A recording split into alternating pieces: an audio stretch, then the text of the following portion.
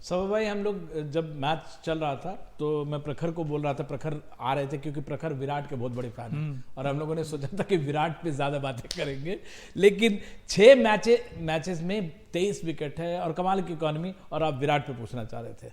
अब विराट में सवाल मेरा सर यही है कि सबसे पहले तो अक्सर उनको कहते हैं कि स्ट्राइक रेट थोड़ी सी डाउन रहती है बीच में, और कई मेरे ऐसे जानने वाले भी हैं जो मुझसे कह रहे हैं कि नहीं, ये और रन बन सकते थे अगर विराट थोड़ा सा उस टाइम अगर एक्सेलरेट करते।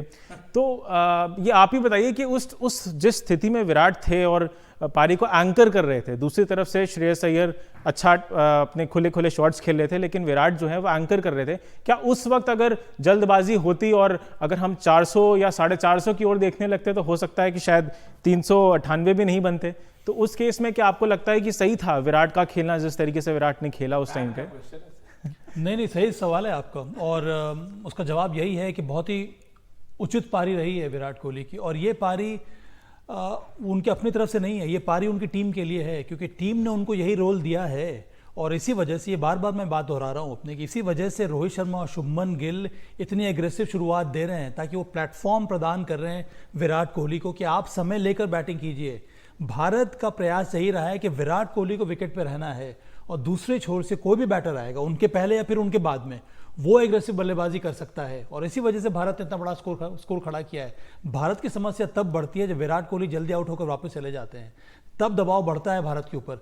तब जो खिलाड़ी जिनके पास उतना अनुभव नहीं है, वो उस दबाव को ठीक प्रकार से झेल नहीं पाते हैं। इसी वजह से ये स्ट्रैटेजी अपनाई है राहुल द्रविड़ और रोहित शर्मा ने, कि विराट कोहली का नंबर 3 पर आके बैटिंग करना और लंबी पारी खेलना, ये बहुत ज़्यादा आवश्यक है भारत के सक्सेस के लिए, चाहे भारत चेस कर रहा हो या भारत टारगेट सेट कर रहा हो। इसीलिए आपने देखा होगा कि ये विश्व कप में एक नए सिरे से बल्लेबाजी देखने को मिल रही है हमें विराट कोहली की। टारगेट सेट करते समय भी विराट कोहली शानदार पारियां खेल रहे हैं, बड़ी पारियां खेल रहे हैं। टारगेट चेस करते हो तो उन्होंने सालों साल इस तरह की पारियां खेली, इसी वजह से उनको चेस मास्टर कहा जाता है। पर यहाँ पर एक बहुत बड़ा अंतर आया, भारत को यह एहसास हो गया है कि विराट कोहली अगर अंतिम समय तक खेलेंगे तो दूसरे जो बल्लेबाज है उनका मनोबल और ज़्यादा बढ़ जाता है और फिर वो एग्रेसिव स्टाइल में खेलेंगे। इसी वजह से यहाँ पर देखिएगा कि जब भारत ने पहले बैटिंग की है, वहाँ पर भारत ने 300 सवा 300 रन बनाए हैं। कठिन परिस्थिति में भारत ने 270-272 रन भी बनाए हैं। तो मुझे लगता है कि ये जो रोल है वो आइडेंटिफाई किया गया है विराट कोहली के लिए, और इसी वजह से वो शीट एंकर का रोल अदा कर रहे हैं। हर एक पारी में अगर आप देखेंगे विमल और प्रखर के, तो शुरुआती दौर जो रहता है विराट कोहली का पारी का, वहां पर उनका स्ट्राइक रेट होता है 75-80 का। 15, 20, 25 रन बनने के बाद ही वो एक्सेलरेट करते हैं, और अंत में जब उनकी पारी समाप्त होती है तब तक उनका स्ट्राइक रेट 100-110 का हो जाता है, जो कि भारत को चाहिए।